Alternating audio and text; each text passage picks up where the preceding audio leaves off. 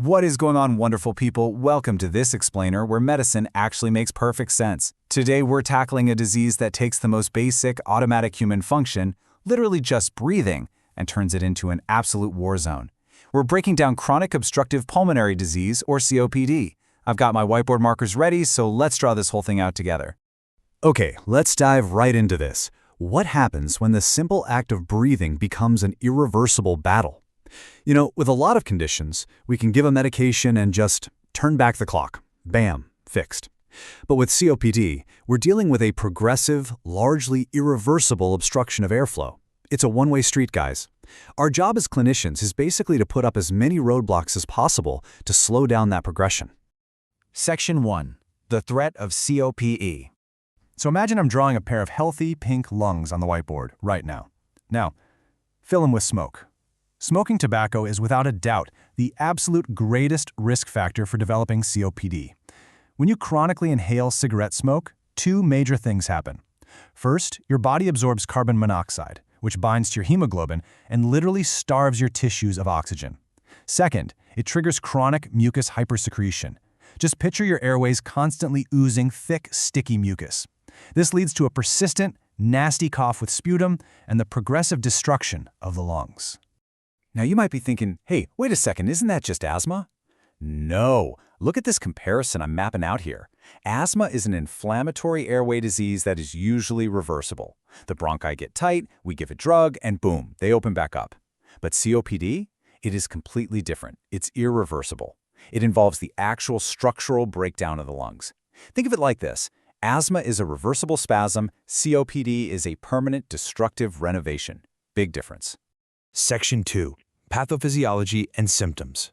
Let me rapid-fire list these symptoms for you. We've got a persistent cough, excess mucus production, chest tightness, breathlessness, difficulty sleeping, and profound fatigue.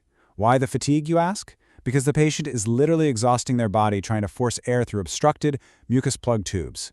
Breathing is supposed to be a passive process, right? But here, it becomes an active, grueling, calorie-burning workout. Section 3. The bronchodilator arsenal. Now, what's really interesting here is our first major line of defense, beta-2 adrenergic agonists. We have SABAs, which are short-acting, like albuterol for quick relief. These guys have an onset of action in just 5 to 30 minutes, super fast. And then we have LABAs, which are long-acting, like salmeterol or formoterol, providing a sustained 12 hours of bronchodilation. These drugs bind directly to the receptors on the airway smooth muscle, basically telling them to relax, widen out, and let that air flow. But listen to me very carefully. As I'm drawing this receptor out, I need you to remember a classic medical mnemonic. You have one heart, so beta 1. You have two lungs, so beta 2. Beta 2 relaxes the lungs. Beta 1 stimulates the heart. Do not confuse them like frickin' amateurs. Seriously, if you slam a patient with the wrong drug, you are going to massively overstimulate their cardiovascular system, and nobody wants that. Let me put a massive red circle around these side effects. Even with selective beta-2 agonists, high doses can spill over and cause systemic issues. We're talking tachycardia, meaning your heart is racing. You can get beta-2-mediated skeletal muscle tremors. Plus, we see metabolic costs like hyperglycemia, hypokalemia, and hypomagnesemia. These are powerful tools, and overstimulation always has a physiological cost. All right, let's switch gears to the anticholinergics. Remember the parasympathetic nervous system? The whole rest and digest pathway? Well, in the lungs, rest and digest means constricting airways and secreting mucus. We definitely do not want that in COPD.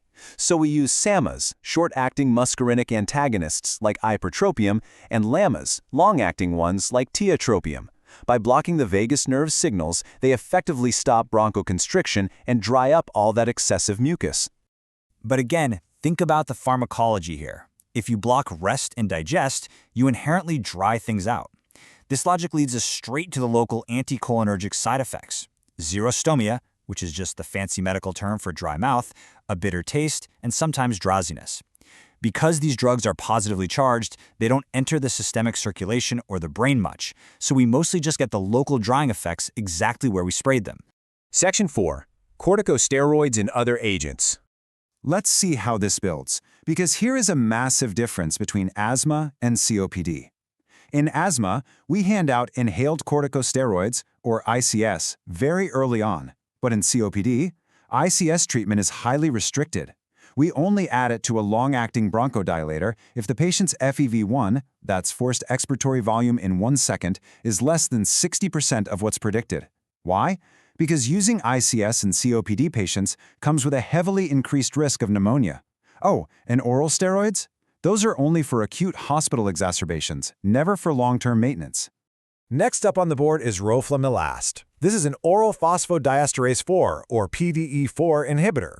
It works by increasing intracellular CAMP to reduce inflammation in severe chronic bronchitis. But make no mistake, it is absolutely not a bronchodilator. And the side effects? It triggers the classic GI distress trio: nausea, diarrhea, and weight loss. Remember the golden rule of med school? When your professor asks for a side effect and you have literally no idea, just say nausea and diarrhea, and you'll almost always be right. Section 5. The ABCD treatment algorithm. So how do we apply this arsenal in the real world? We classify COPD patients into a grid of groups A, B, C, and D based entirely on their risk of exacerbations and their symptoms. Group A is low risk, few symptoms. We just start with a basic bronchodilator. Group B has more symptoms, so we escalate to a long-acting agent, either a LAMA or a LABA. Group C is high risk, so we default to a LAMA. But Group D, man, this is the highest risk, highly symptomatic group. Here we must stack our weapons, LAMA plus LABA, or a LABA combined with an inhaled corticosteroid. Let's detail the aggressive step-up therapy for these severe Group D patients. If they don't respond to the first dual therapy step, we escalate to Step 3, LAMA plus LABA plus ICS. We are hitting the parasympathetic blockade, the sympathetic activation, and the anti-inflammatory pathways all simultaneously. And if they're still struggling and their lung function is below 50%, we throw in roflumilast. We are literally throwing the pharmacological kitchen sink at them just to keep those airways open.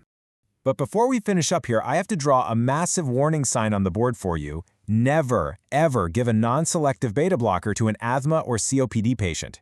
If they have high blood pressure and you give them a non-selective beta blocker, you will block the vital beta-2 receptors in their lungs. And what happens when you block beta-2? You cause massive bronchoconstriction. You will literally suffocate the patient.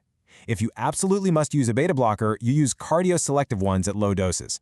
Come on, don't be a doofus. And this brilliantly illustrates the ultimate paradox we face in respiratory pharmacology. With all these incredibly powerful tools, the LABAs, the LAMAs, the corticosteroids, the PDE4 inhibitors, why is COPD still a largely progressive and irreversible disease? It really highlights just how fragile the architecture of our lungs truly is. We can force the smooth muscle open, we can dry up the mucus, but we cannot regrow the destroyed tissue. It leaves us questioning, when will science discover a way to not just manage, but actually reverse the structural damage of the lungs? Thanks for learning with me today. Keep those neurons firing, and I'll catch you in the next explainer.